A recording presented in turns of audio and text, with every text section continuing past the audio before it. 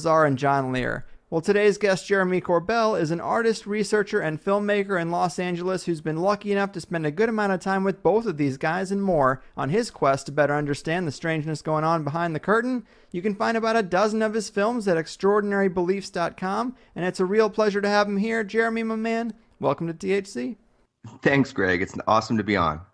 Oh, for sure, man. Thanks for being here. I think this is going to be a great time. I've been lucky enough to see several of your films and exposés, and the thing that I really need to commend you on, man, is the quality, because to me that is one of the biggest problems for the conspiracy and ufology communities, and anyone who's really dug into these subjects will know that you typically have to wade through hours and hours of poor audio-video material that really can sometimes be hard to get through, and a lot of people just aren't going to do that. But by bringing professional quality and modern HD cameras to the party, I think you do a lot to bring in new people, and that's kind of an important piece of the puzzle, so great work, man. Oh, thanks a lot, man. I mean, if there's anything that I would like to contribute to the field of, phenomenology, whatever you call it, it would be to kind of uplift the visual medium. That is something that I saw, was lacking over all those years that I'm looking at it. And so the best that I can with the equipment that I, have and my own vision, I'm trying to do that. So I appreciate that, but it's everybody's job, man. We all got to work at it. I do concur. So let me ask you, how did you get on this track, man? Because it seems like you've developed pretty solid relationships with some of the big names in this community, not only Bob Lazar and John Lear, but also Dr. Roger Lear, George Knapp, astronaut Edgar Mitchell. It's a pretty impressive roster, man. What sent you down this path? The story for me basically begins when I was 13 years old. I listened to some sort of broadcast that had George Knapp, John Lear, Bob Lazar, Gene Huff, and they were talking about the alleged, reverse engineering program that was being done at S4 around 1989. And the way that Bob Lazar described the propulsion system completely just flipped the script for me. I always imagined as things kind of traverse space that they're being propelled like a rocket, dumping, fuel as it goes. Right. But as you know, the way he described it, it is absolutely counterintuitive until you understand it. And that description of the propulsion system just, I like to say, weaponized my curiosity. It just completely opened my mind to the possibilities that things are completely different than what we imagine them to be. I would say that's how it started for me. And that was the moment that I first remember being absolutely fascinated with these topics. And then you go on with your life and you're a kid and you do what you do and, you follow the path of your life. And mine happened to be jujitsu. That was like the number one thing that I wanted to do with my life. Mm-hmm. And then I had a unique experience, with a health issue, and it forced me to move from doing something that was so physical into engaging these topics that had been such a curiosity and a kind of a secret passion for me for a long time. Mm-hmm. And that's how I got started. I think the first phone call that I ever made specifically to engage this topic was to John Lear. I figured, here's a guy at the nexus of every conspiracy theory I have ever read about in my life. If there's anybody that's got an opinion, it's going to be John Lear. Mm-hmm. And, he's kind of the godfather of conspiracy. Yeah. And, from there, I tried every which way to get a hold of him. For like 3 years, I was trying to get a hold of him and just never got a call back, never got an answer, never picked up the phone. I don't know what was going on at that time of his life, but it just didn't pan out for me. And then, through all of this, I tried to get to, and finally one day, I get a call and it's Jeremy, this is John. I hear you're trying to get a hold of me. What do you want to talk about? And that was the beginning of this kind of strange and bizarre journey for me. Right on. That is awesome, man. Yeah, I know all too well it can be hard to get a hold of some of these people, but that is awesome, man. You've also had a couple of sightings of things in the sky yourself since you started this filming journey, haven't you? Well, I think what specifically you're talking about, if you kind of look up on the internet, you'll see something called the Silver Surfer. This was total anomalous situation. I was walking with my wife in Santa Monica, where we lived at the time, and I have my iPhone and I'm messing with it somehow, and I look up at the sky and I see these two spiraling, kind of shimmering silver. It was very impressive. I've never seen anything like it before in my life. And I raised my camera up and I, took a really crappy, shaky video. And I remember saying on the video, like, what in the F is this? This looks like this Silver Surfer. And, being that I started, kind of my interest in this, I said, well, let me just send it to the local news and just see if anybody else in Santa Monica saw it. I wasn't claiming anything. I was simply saying, not only did I see this, but I filmed it. Did anybody else film it or see it? And that kind of started a hailstorm. The media immediately put it up on air right next to Bill Nye, and having Bill Nye kind of analyze my footage. And, I was like, oh, this is cool when it started. And then all of a sudden he comes out with, well, this footage is most likely faked, and he probably superimposed brine shrimp, which I had to look up on Google, which are sea monkeys, into the video. And it made me livid, because here I am, really interested in what the truth might be. And this is like, this is the mountain of scientific reason who's saying I superimpose sea monkeys. It's like the modern day version of swamp gas from Project Blue Book, unbelievable. So I spent, a solid week of my life saying, well, I bet there's a way we can do this with modern technology, and so essentially created like a Facebook group back when, you did that, and collected about, I'd say 6 to 8 videos of these same objects all throughout the Santa Monica area, including a video taken by some famous basketball player, I guess, that was on TMZ. And so nobody knew what this was. And I had this aeronautics specialist who triangulated the descent rate, the size, all this stuff. I mean, these objects were real. We had them on camera. I was never claiming they were extraterrestrial. I was asking, what are they? They're UFOs. They're unidentified. Sure enough, finally, I was able to discover that they were Red Bull skydivers with flares on their ankles. And I actually have the video of the diver jumping out of the plane. He was nice enough to give it to me. Oh, wow. Yeah, so that was kind of like my first, kick in the pants, like, so this is how it's going to be, huh? When you start looking into this weird stuff, there's a natural resistance and a way to play it in the media that it not only mocks it, but discredits the people who come forward with information. Yeah, isn't that funny how even though the footage turned out to be something identifiable, you still got a taste of the dismissive nature of the mainstream, a taste of the wrath of the gatekeepers, because I guess you weren't trying to say it was something otherworldly, maybe hoping, but you're just asking the question, right? What the F is that? And it's frustrating to see the explanations go straight to manipulation, straight to, well, this guy's a scammer. It does suck. But I think in recent years, at least, it's kind of changed for some people. I think they've become a bit more open because they have just better access to a whole host of strange footage captured in the sky.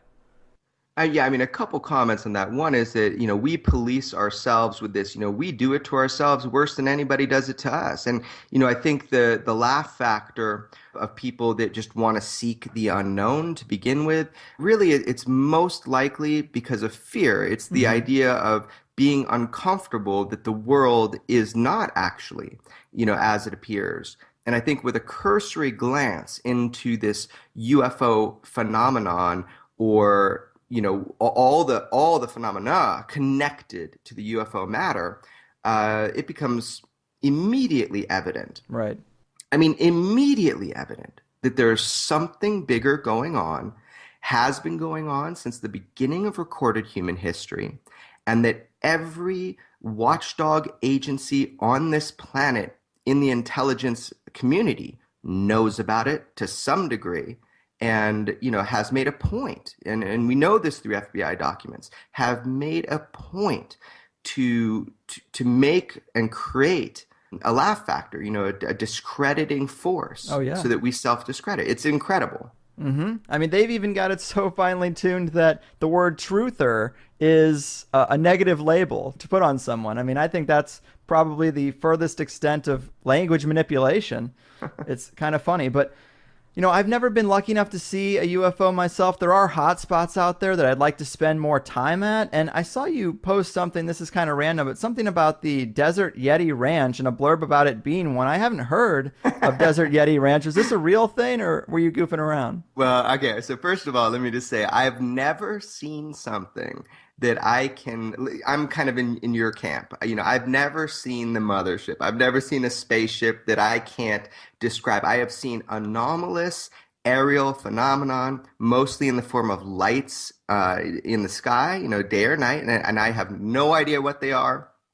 And they certainly defied the known physics that I am aware of.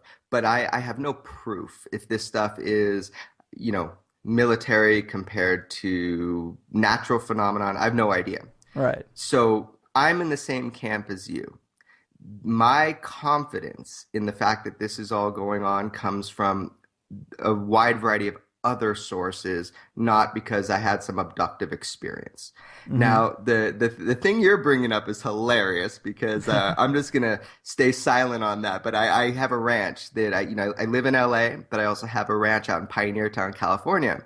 And upon spending more time out here, there has been a pretty incredible display of aerial phenomenon. And I think this area is kind of known for that. I mean, if people know about Pioneer Town, California, it's real near to the Integratron and where Van Tassel did all of his wild stuff. So there is a rich history out here, and we're by a huge military base. I mean, that might be part of it.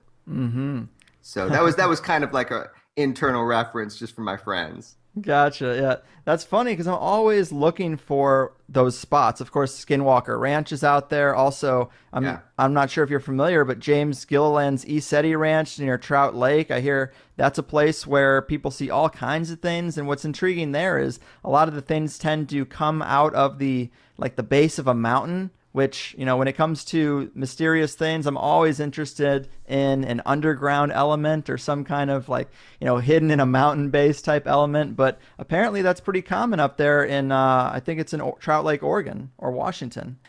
Yeah, I've heard a little bit about it. I think what makes the Skinwalker Ranch story most compelling is that the history of how it was purchased by Robert Bigelow.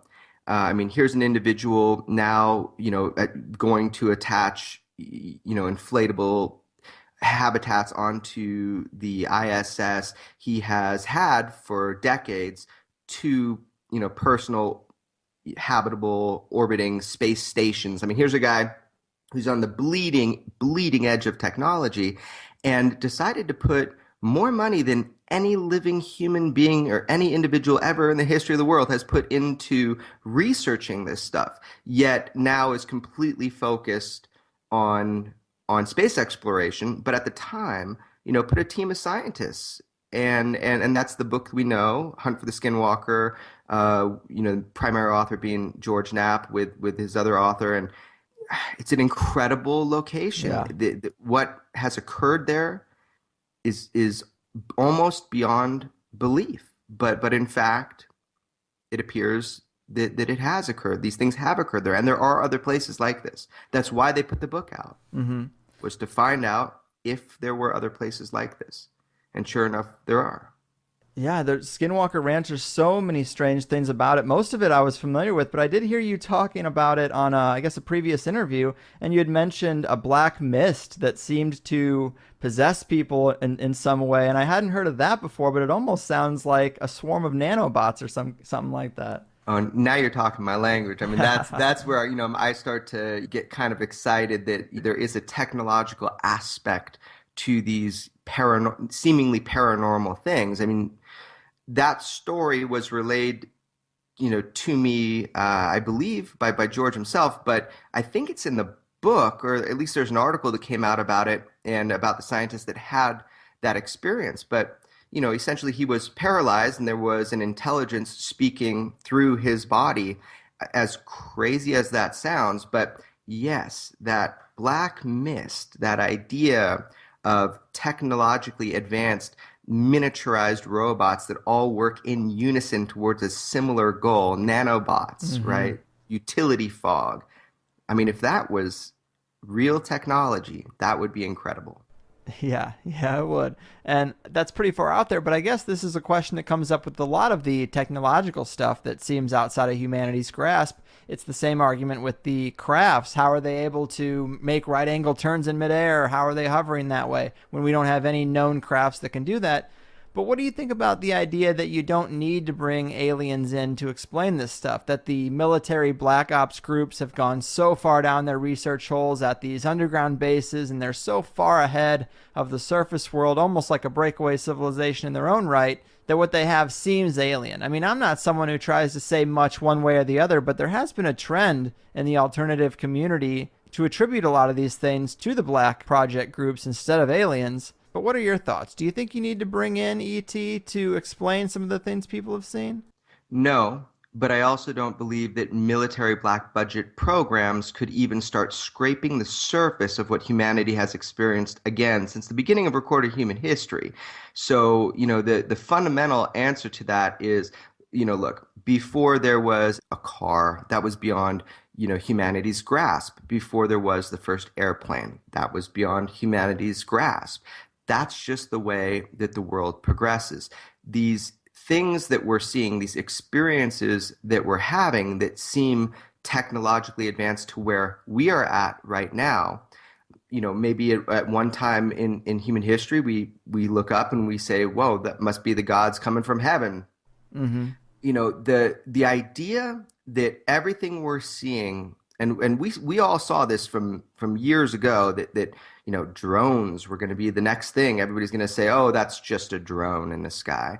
Well, fundamentally, that's always going to be the way we explain stuff. But our black projects, I mean, I've talked to people, deep within inside the military industrial complex that were in charge and in command of the bases and programs that dealt with the development of a number of these advanced technologies. And their responses, off the record to me have always been, we wish we had the capabilities that we document and record on a daily basis invading our airspace.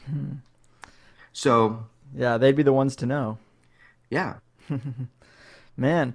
So it also is hard to explain away, like you kind of mentioned, old accounts. There are old paintings and ancient writings where they talk about people riding snakes in the sky that spit fire. I mean, that sounds like a plane or a rocket to me. And you had a presentation at the 2015 UFO Congress that I thought was super interesting. And from that presentation in your background was this little story about this 1866 lithograph of George Washington in his Masonic garb. Of course, I love anything that connects both conspiracy and ufology, but tell us about this lithograph, because this is another one of those types of bits of evidence that is even older, so it makes it hard to explain away with, well, modern technology could be doing it. Yeah, that was a fascinating, again, this is one of those things that I just fixated upon because I stumbled across it and it hadn't been put forward yet. It's definitely not the most interesting, painting or lithograph of an unknown object that appears, from an artist standpoint to be deliberately created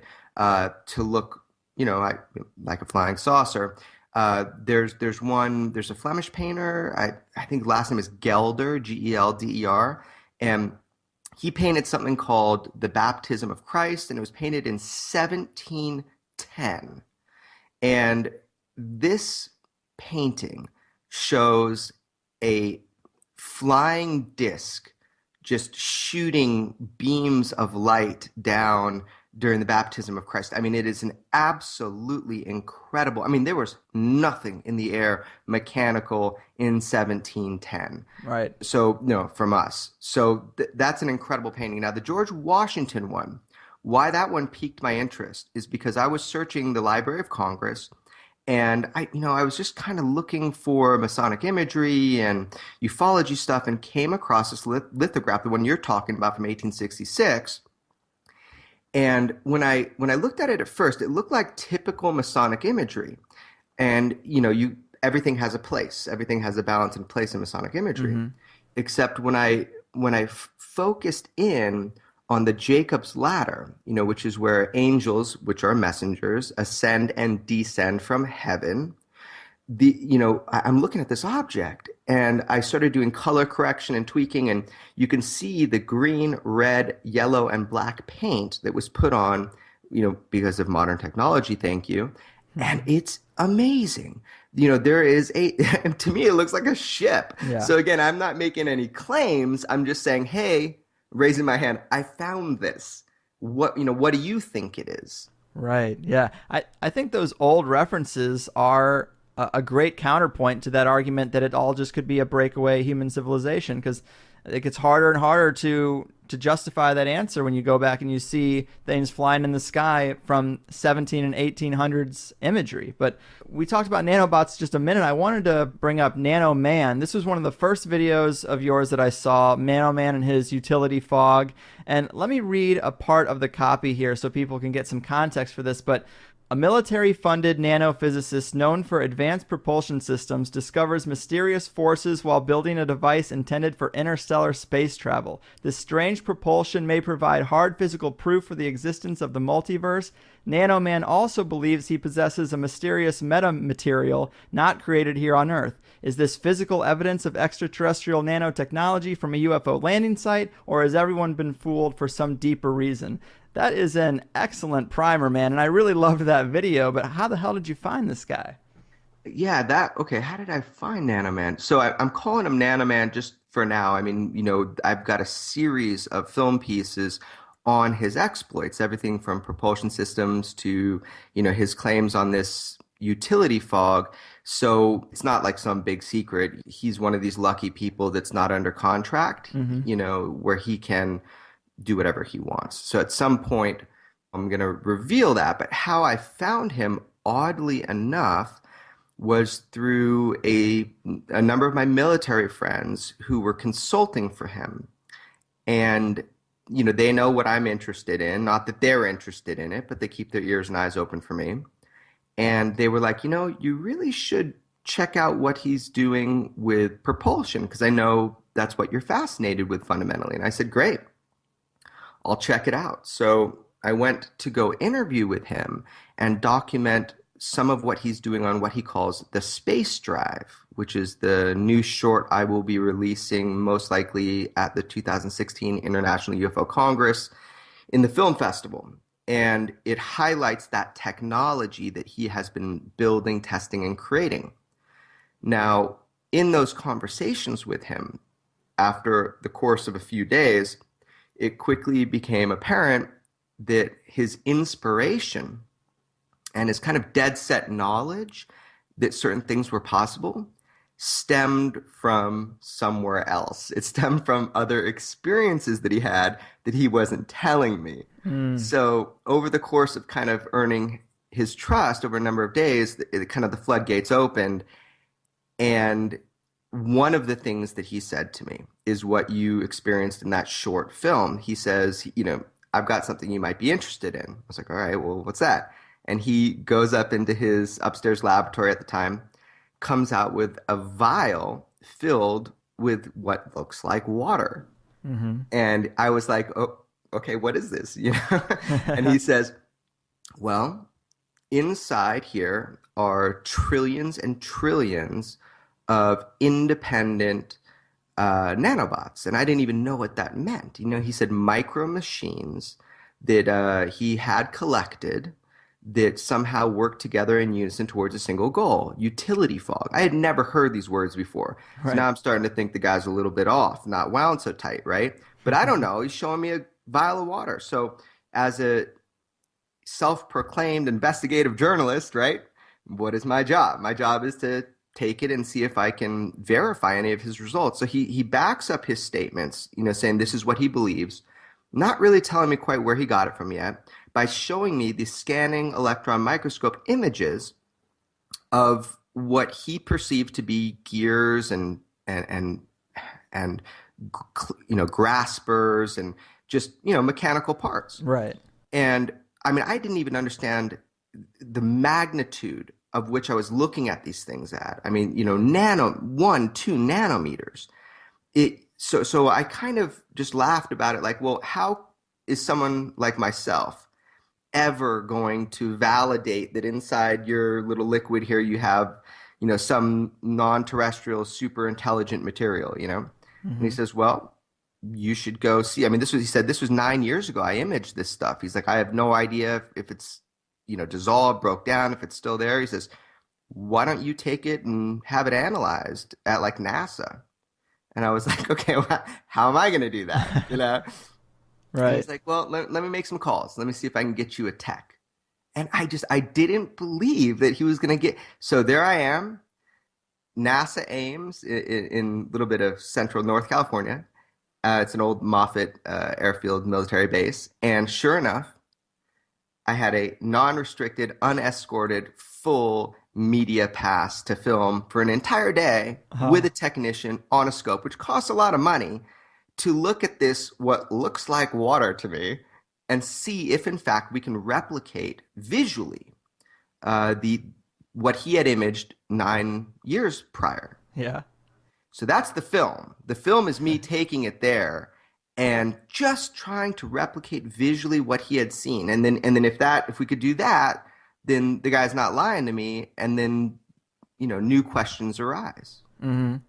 Yeah, man, it's pretty awesome. And he makes one comment where he says it shouldn't exist for another 1,000 years.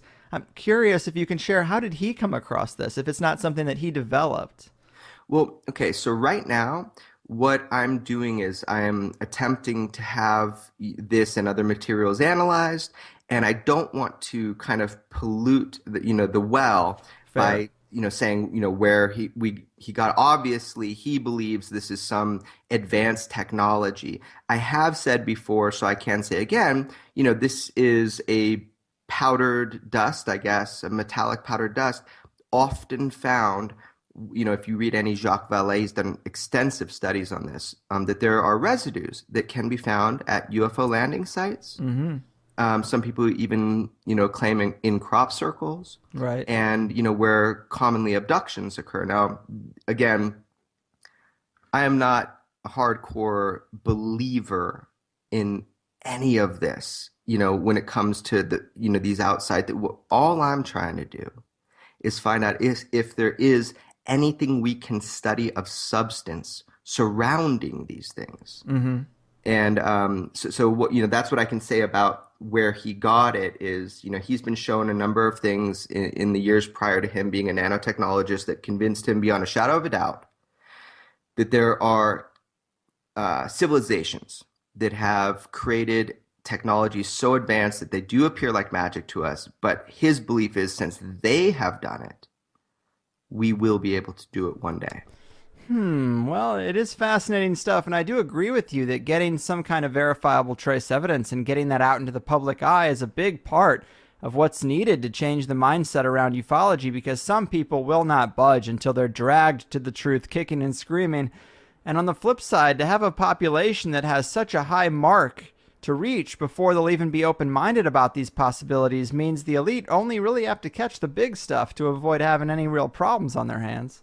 Very convenient. Look, ultimately, the messengers of deception and the architects of the secrecy, we know who they are. They're not us. I mean, ultimately, if there are intelligent non-humans or just other intelligent beings that are operating these craft above our skies with impunity for, a long time, let's just say, Hmm. at any given time, they could show themselves. So, as we peel away layer by layer and try to kind of perforate this veil of illusion or secrecy, we will have some little bit of success here or there. But look, it's a pretty difficult thing to do. We can kind of peek behind and do our best. Yeah. And I'm not thinking that anything any of us are doing is just going to like crack this wide open.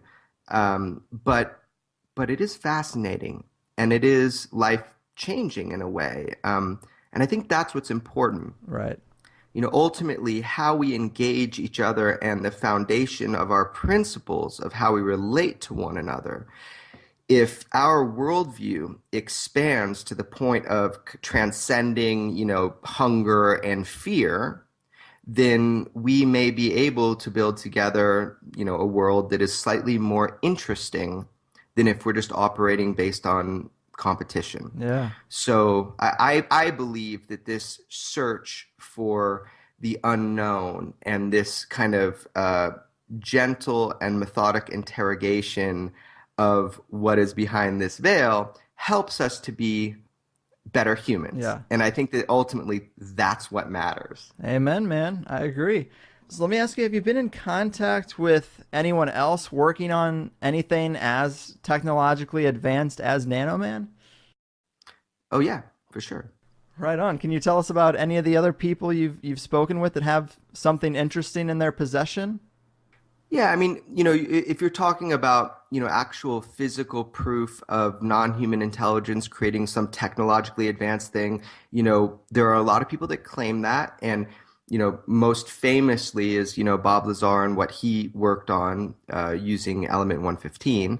But, there are a number of people. I don't know that we'll ever, I believe real evidence is swooped up and people are threatened just like, at the Brazel Ranch during the Roswell crash. I mean, not a single piece made it out into the public, man. Yeah. So any real proof is like pretty much controlled at the highest level. But what I will say is there are people now working on technologies that we as humans have been told are completely impossible, such as cold fusion. We know that the fundamental physics of cold fusion holds up, that it exists, but to harness it in a cost efficient and effective way, right? That is kind of the key.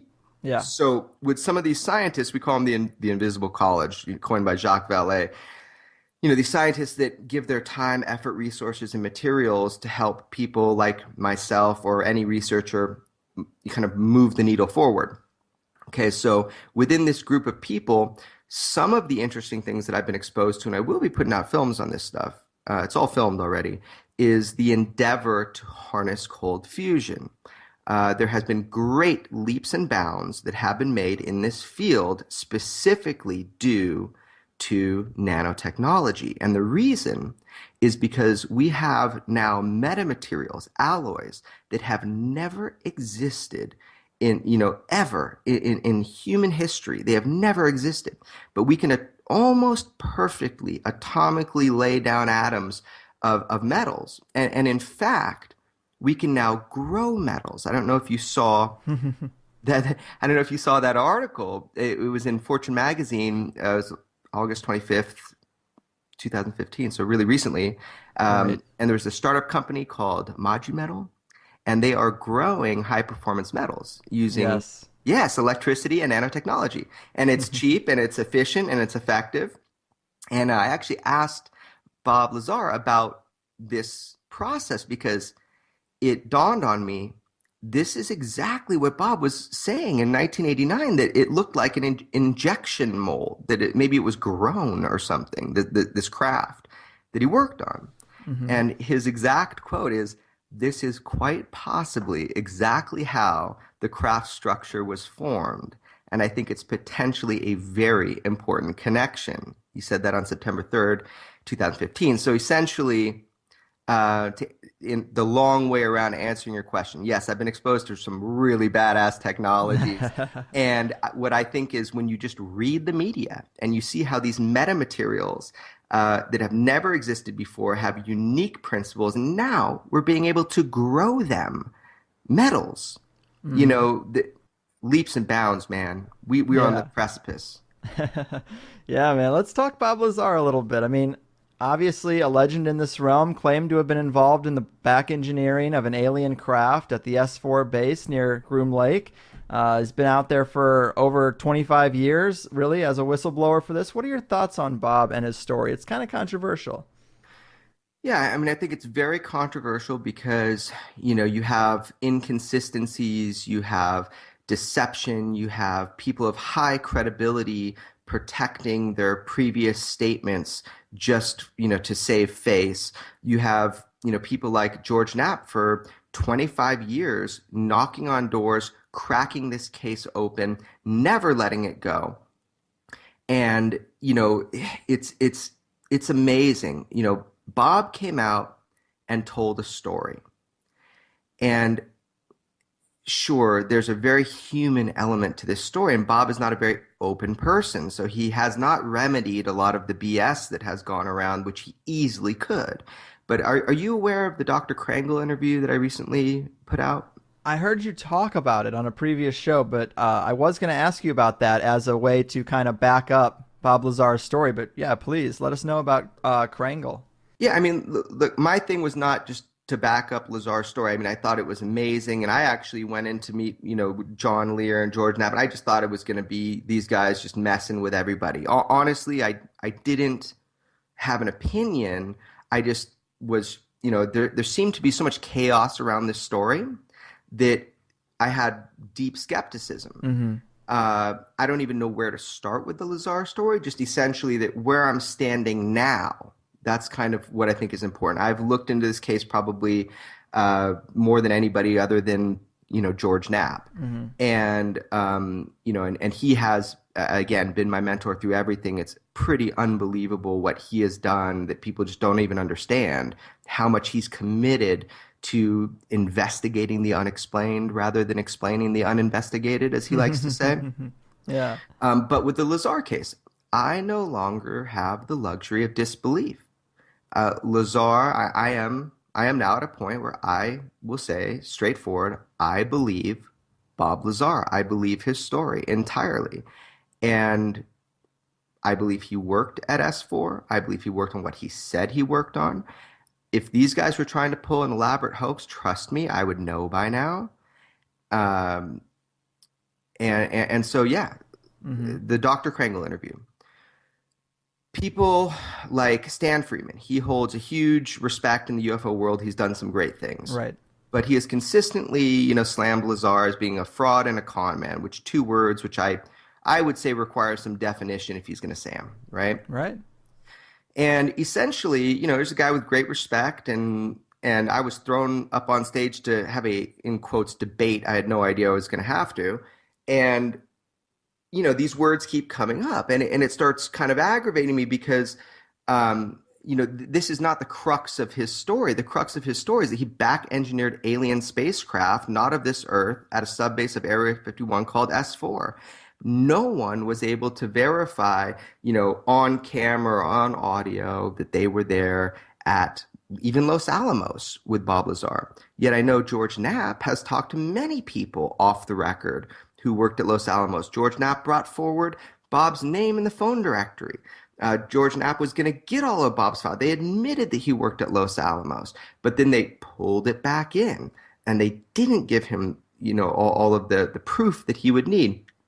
I happen to know George Knapp even has video of walking around with Bob inside Los Alamos, while he's showing him around. Wow. I've seen it. I've known dozens of people, that have confirmed that, but no one on the record because they don't want to break the mold. They don't want to commit professional suicide. So, and 25 years later, I mean, Bob doesn't even really try to push this because he'd rather be left alone with all of this. Mm-hmm. But here's this guy, Dr. Robert Krangle. He's an Albuquerque-based scientist. He reports to have his doctorate from MIT from 1973 in semiconductor physics. He's been an engineering consultant at Sandia Labs, Los Alamos, since the 80s. He still works there from time to time. He verified and showed me his credentials from his work at White Sands, China Lake, and even contracts he filled that were distributed by Homeland Security. So this is a real scientist, bona fide, who tells me the story of working at Los Alamos in the 80s with Bob the nuclear physicist, in quotes. And he said that we all knew Bob. We all knew he committed professional suicide when he spoke out about what he was working for the military. And he made it abundantly clear that he was in security briefings with Lazar at Los Alamos, and Lazar was a physicist. And this is the first person to go on record. The first person. So what that proves is Lazar worked at Los Alamos. So people like Stan can no longer say, oh, he was probably the janitor. Right. I had heard that argument, and I guess, yeah, I mean, the major issue, the thing that seems to be the big thorn in the side of this story revolves around the records, or at least that's what people are making it about. He has no IDs or cards from MIT or Caltech, the school that he says he went to, but I fully believe that the shadow state can erase a person's records. And if I had to prove that I went to Mizzou with documents that I have in my possession now, I might actually struggle because I don't hold on to stuff like that. But has this issue of the records ever really bothered you? Yeah, well, there's a difference between the records and the claimed education. The records have never been an issue. We already, we know that. I mean, this is something that, like, why would I ever say this? But I mean, I talked to the medical staff at Los Alamos, one of the medical staff, and was verified that Lazar has his whole medical charts there. I've never publicly said that. All these little breadcrumbs, the records that he worked at Los Alamos, we have the records. Mm-hmm. Now the question is, did he then work at S4, this subbase? And we can get into that and why what he said has been kind of, trickled out and verified over all this time. But, the records haven't been the problem. The education is what people have a problem with. Bob claimed certain things, like a degree from MIT, blah, blah, blah. Dr. Krangle actually said in the interview, well, I said, well, why isn't there a yearbook photo of Bob Lazar at MIT during that time? And he goes, well, if he was doing kind of graduate work if he wasn't just like class of, 1980 or whatever it was, he wouldn't be in the yearbook. But I've never followed that path of logic as being important. Mm-hmm. Let's pretend the worst. Let's pretend Bob Lazar completely lied about all of his educational credentials and he was homeschooled. Okay. Sure. Let's push it there. Okay. Sure. He was homeschooled. Okay. What difference does that make about flying saucers? I mean, you could say, well, he lied about that if he did. Well, okay. But he did, in fact, work at Los Alamos in the Maison facility with the particle accelerator. The guy had a particle accelerator in his own living room when he was living in Las Vegas. He built another one out in Albuquerque, New Mexico, and he lived there. I mean, the guy is a scientist to the highest degree with current scientific contracts from everyone from the Navy to a number of other agencies. Right. So Bob's a scientist. Mm-hmm. Bob worked in technical capacity at Los Alamos. I don't feel that if other people couldn't uncover the education stuff, what good am I going to do there? I want to focus and keep my eye on the prize. Did Bob back engineer alien spacecraft at a subbase of Area 51? That's what fascinates me. Right. Let's try to uncover that. Yeah, good point. That is kind of the only thing that really matters in the story. But you mentioned element 115. I've of course heard of this before, but some people might not have. Talked to us a little bit about element 115. Bob claimed it was the fuel for the UFOs, but also, I mean, he talked about this 25 years ago, but there were some mainstream scientific revelations about it just like a year ago or something, if I'm not mistaken, right? Yeah, a number of years ago. So essentially, just to back it up and make it really simple for people that don't have access to the internet right now and should be typing this in. Okay, so element 115 is a theorized element, a super heavy element. It's no surprise. It's not like Bob made it up. Element 115 is this. It was always theorized that it could exist, but our supernova never created it in any abundance that we could detect, and so it was never on our periodic charter table. But we figured one day maybe we'd be able to fabricate over months and months and millions of dollars in a particle accelerator, maybe a few atoms of it that would last most likely milliseconds because of its half-life, right? Mm-hmm. So it's this kind of like funny element, and it kind of had a blank spot on the periodic table. So in 1989, Bob Lazar tells his story, and part of his story hinges around like what you said, the fuel source, what you would put in the gravity amplifier or the antimatter reactor that would then engage the gravity amplifiers, which is how you traverse space-time without any G-force issues. Mm-hmm. So this piece of alleged element 115 became kind of the argumentative point, because you have other nuclear physicists who say, well, the half-life of 115 is so minuscule that you could never have a substantial amount to work with. And Bob was claiming that there was at least one stabilized piece or a few that he worked with, but that he was told there were 500 pounds of this, that maybe the size of like a washing machine basket or something, of 115. So, the scientific community can kind of jump on this and say, well, there's no way. The isotopes will not stabilize, and you cannot have this. But there is the theorized island of stability where element 115 could be stabilized. Now this again is theoretical, but you were right. A number of years ago, there were scientists that did this process, and they bombarded in a particle accelerator and were able to manifest a few atoms of this, which quickly deteriorated into nothing. So this is like the number one thing that people fight with when it comes to Lazar's 115 argument. The thing that people forget is that Lazar never claimed that we made the 115. He didn't even claim really how he knows that we had it. He was just briefly told that we have 500 pounds of it to kind of work with.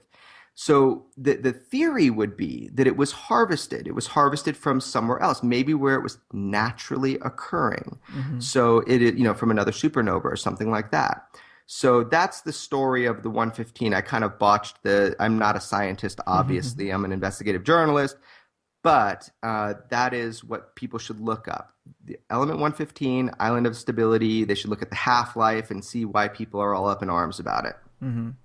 Yeah, it's an interesting saga for sure. I mean, a lot of it does hinge on that 115. But I guess another thing I'm curious about, saying that they might have 500 pounds of this stuff, and they might not have made it. They might have harnessed it, but I'm wondering if perhaps it was even given. There are a lot of rumors about partnerships between sectors of the government and ET races. One of the big speculations is an exchange of technology for the ability to run a certain number of abductions. That's come up a lot. I'm curious what your thoughts are about a partnership versus everything that we have being gathered from crashes or recovered from incidents. Do you think there's any real sustained communication, or do you think we're kind of in the dark just trying to piece things together as we find them?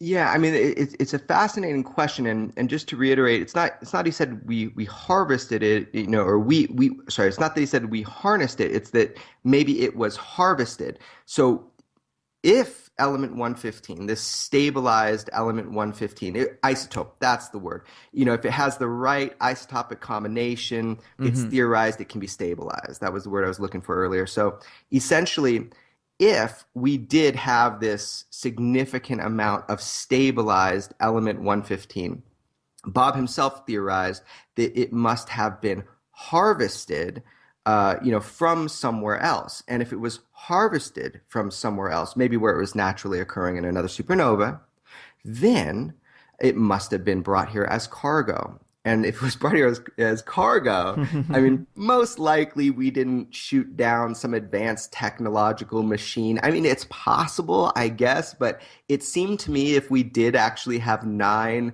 of these craft in hangars that looked like right off the factory line, that somehow they were exchanged or given to us. And I can make that assumption maybe with this 115 if it does exist in the form and way in which it's described. So is there a program of relation between humanity and non-humans that's been going on for some time? And is it part of our government or even a sub-government within our government? Your guess, buddy, is as good as mine. I mean, I don't know, but all arrows point to there's got to be some sort of communication for us to have this kind of vast amount of technology from another world. Mm-hmm. That alone is the reason why, one of the reasons why Bob Lazar felt he had to come out. Mm-hmm. Was that fact alone, that we have technological craft from another star system, from other beings, that is something that people, should be able to know. Mm-hmm. Interestingly enough, when we're talking about the idea of, is there an exchange program? Is there information out there that's being guarded about this program? It makes you think of Gary McKinnon and Yes. and as a whistleblower, the things that he brought forward about, non-terrestrial officers and the idea of cargo ships and transport lists. And I mean, he knew where to look. It's pretty, that's a pretty amazing story. And that brings us into Snowden and his recent comments. Did you happen to hear about his extraterrestrial encryption comments? I saw the headlines. I didn't dig too much into it though, but tell us what he said. Okay, well, why this is fascinating is because I think he really stepped in crap accidentally here. I don't think he meant this to be picked up like this. But September 18th, 2015, he was on Neil deGrasse Tyson's show that he hosts called Star Talk. I think it's a podcast. Mm-hmm. Mm-hmm. And, Snowden said, and I actually have the quotes, it's interesting. Basically, he's talking about extraterrestrial encryption and how we might not be able to determine signals because any advanced society ends up using encryption systems that look like, garbage if you're just looking at them. So we could miss it, kind of like the Fermi paradox. The Fermi paradox is essentially the assumed contradiction between the high estimates and probability of the existence of extraterrestrial civilizations and the cosmic silence. Like, where are all the school buses from another planet showing kids Earth, right? So Right. Right. that was the Fermi paradox.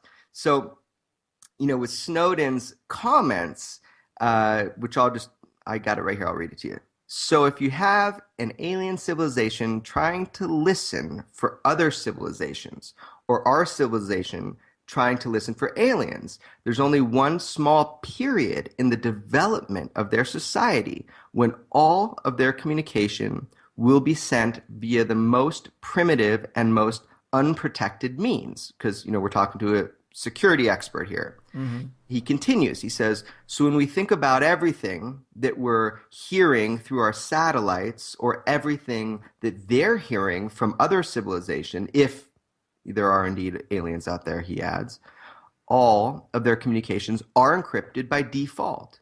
So what we are hearing, it's actually an alien television show or, a phone call, is indistinguishable to us from cosmic microwave background radiation. So that was his exact quote. Right on. Yeah, and like what I thought was so fascinating about that is, he's essentially saying there's this brief moment in a civilization's time where we'll be able to pick stuff up because encryption will just become an everyday thing and it will be indistinguishable from, background microwave cosmic radiation. Mm-hmm. It made me think that people have theorized that in the Snowden leaks that there's going to be some UFO stuff. Mm-hmm.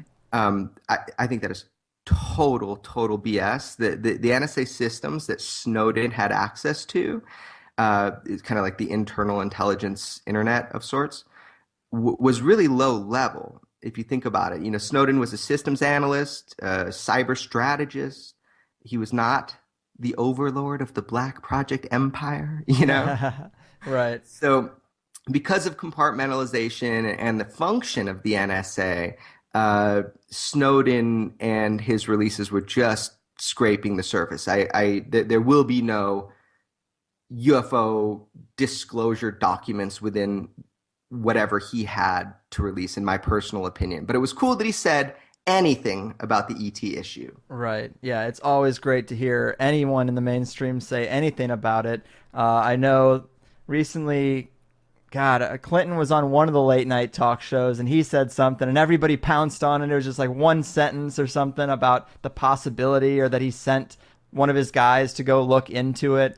And I mean, I know all our mouths are watering. We want to hear ex-presidents, current presidents, anyone in positions of authority or positions of having special access to knowledge. We want to hear them even talk about it, even anything, you know. And it is crazy that someone says one thing and that gets talked about for the next 2 decades. In fact, though, the Clinton thing was interesting, and here's why.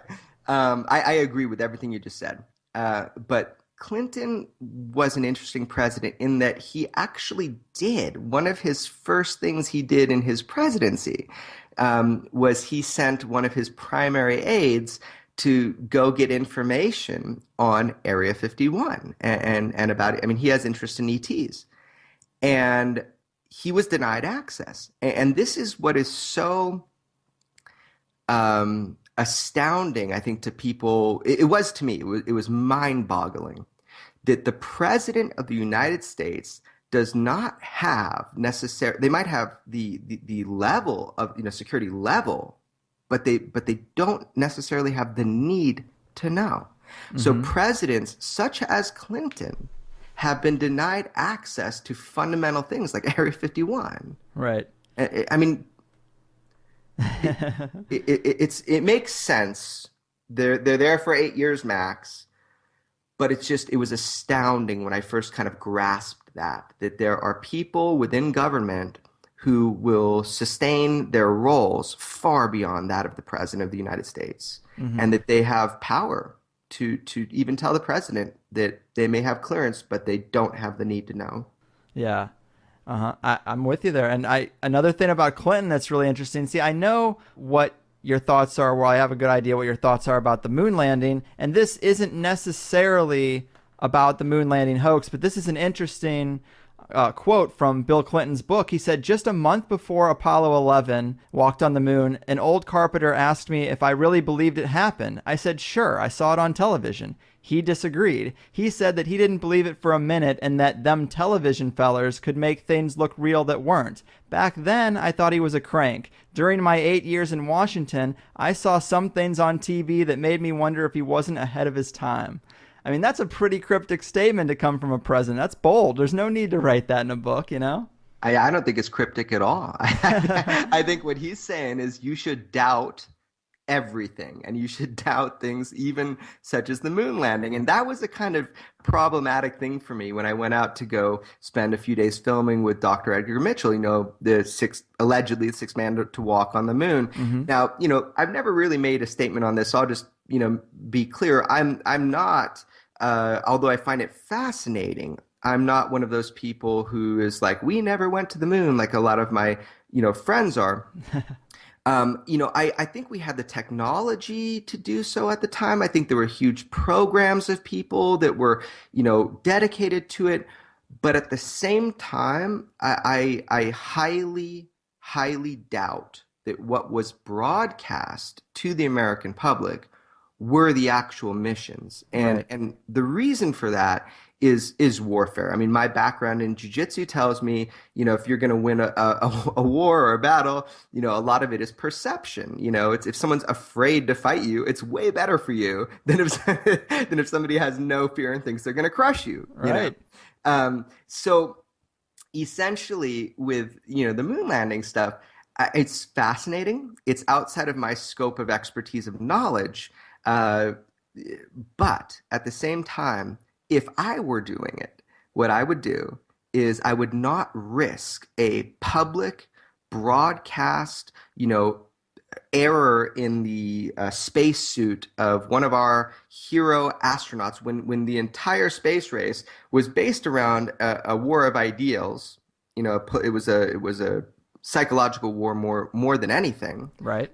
And then the possibility that they would just die on live TV. No, what I would do is I would do my missions if that was important, and then I would, show the public the perfect, footage to make them understand that we won. Right. Yeah. I mean, especially decades before the internet, it'd be really risky to try to do that type of broadcast. I guess I'm kind of with you there. I think that the footage seems manipulated. Whether or not there's a real mission behind that footage, I mean, that's impossible to say because we have nothing to look at and judge. You know, you can judge the footage and see if you see some things in it that seem odd, like, you know, there being no impact crater underneath the module or there being no tracks near the rover. I mean, those things are interesting. There's also seems to be some duplicate backgrounds if you put the ridges, the mountainous ridges up against each other. So that stuff could all be on a soundstage, and that doesn't necessarily mean there wasn't a real moon mission. You know, I'm with you there. And I guess it's about winding down time. Jeremy, this has been awesome. Again, great work. Is there anything you're going to be working on next that you'd want to let the people know about? Yeah, I'm always gentle with what I say is coming next because I'll say one thing and then I'll get hit with, this barrage of, another story that breaks through. But what I'll say is just keep checking in to extraordinarybeliefs.com, and that's my website. And from there, you can even sign up for a mailing list, and then you will be the first to know. The only thing I have on the docket right now is I'm going to be speaking at the 2016 International UFO Congress, and I will be doing in the first half of the lecture a little update on some of my personal investigations, and then the second half of the discussion, my partner Ruben Langdon will be coming, and we will be doing a highlights from the citizen hearing and talking about what in our eyes they were and what profound impact they've had to date. Nice. Right on then. Very cool. Extraordinarybeliefs.com is the website. And there you have it. Jeremy, it's been a blast. Keep doing what you do out there and take care of yourself, man. It has. Thank you so much for having me on the show, and I'm going to continue tuning in and listen as you kind of go through unearthing all of these things that you are on your show. So